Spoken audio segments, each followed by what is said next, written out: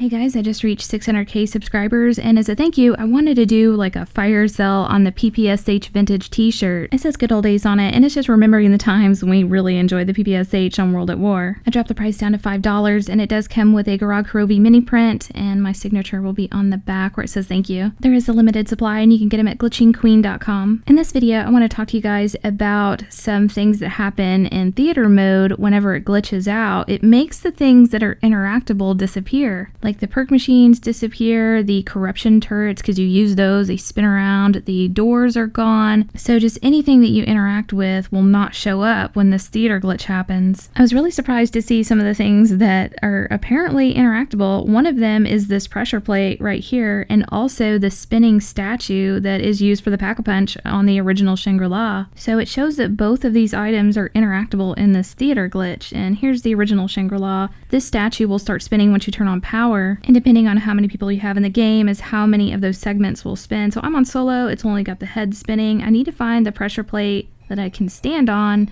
to make it move down to stop that statue from spinning. It's going to open up those stairs and I can get to Pack-a-Punch. So it's showing that that pressure plate and statue is like somehow interactable on Revelations, and it's in a state of before getting power to it. That statue's frozen and that pressure plate is not raised up in a way that you could step on it to lower it. So if this was some type of side Easter egg, a theory could be we got to find a way to activate it and power that pressure plate to make it raise up. Another thing that shows that it's oddly interactable is the second projector inside of the projection room on Kino. If you're in theater and it glitches out, this thing is going to disappear again along with all the other interactable objects on the map. One thing that does make this suspicious, like it could be something, is that pull lever is located right by this radio, and I often see them pairing up triggers. Like you go to trigger something and it's really close by to something else so that you just happen to run into it. On the original Kino, this projector here you actually interact with, but this doesn't suggest that this is interactable. It does not disappear during this glitch. Another thing that suspiciously disappears is this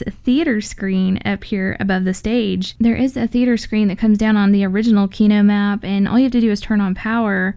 And, you know, we don't turn on power inside of the Kino and Revelations, but there is a little tiny power switch right here. It's weird that they left that in. I guess they didn't want to confuse us with a big one, but they didn't have to put the little one in at all, so it's kind of suspicious that it could be interactable. Here's how the movie screen looks on the original Kino. It's rolled up completely into the ceiling. It's not even hanging down a little bit like it is on Revelations. Once you turn on the power, that thing will drop down, and it will just do a countdown like over and over again. You can go into Pack-a-Punch. It will send you into those extra rooms where you search around for a movie reel. Then you go back into Pack-a-Punch, place it in that main movie projector, and it's going to play movies. Here's that projector that is on Revelations. It's positioned a little bit differently, and this one is facing towards Pack-a-Punch. Yeah, this thing is turned completely on its side. It looks really different. And here's one of the rooms where you can get a reel. You go back to Pack-a-Punch, put it inside the projector, and you can watch a movie. And I know most of us already know how to do this, but I'm just showing you guys this to refresh our memories. Maybe it'll give us some ideas of how to get the stuff on Revelations to work. This projector at movie screen on the original Kino is so iconic. It's like a huge part of the map, and for them to just leave it out on Revelations would surprise me. And then it's showing that they're interactable in a theater glitch. It just makes sense that this would be some side Easter egg. And it's possible that they left this out of the game. They originally intended to do something, but it didn't make it to the final cut. I don't know if you guys remember, but there was some controversy about a third movie that exists inside of the files on Revelations.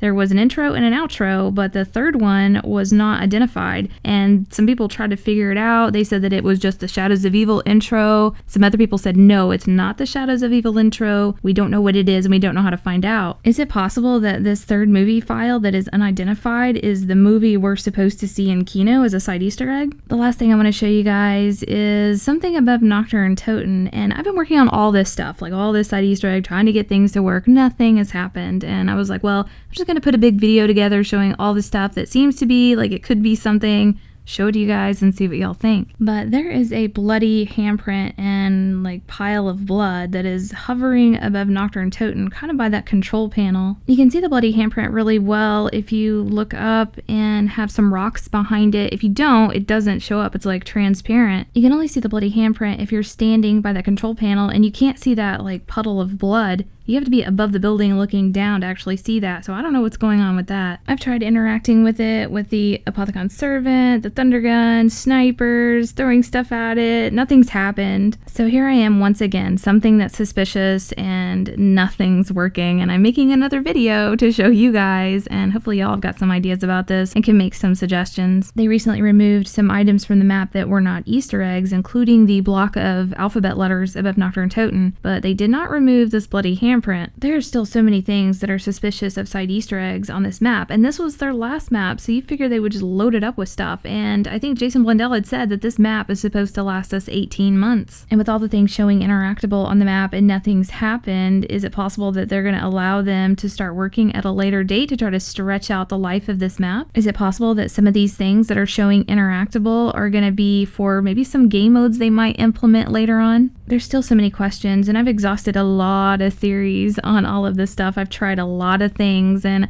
I may just have to step away for a little while, think about it, and then revisit it later on. But let me know what you guys think, and we'll see you next video.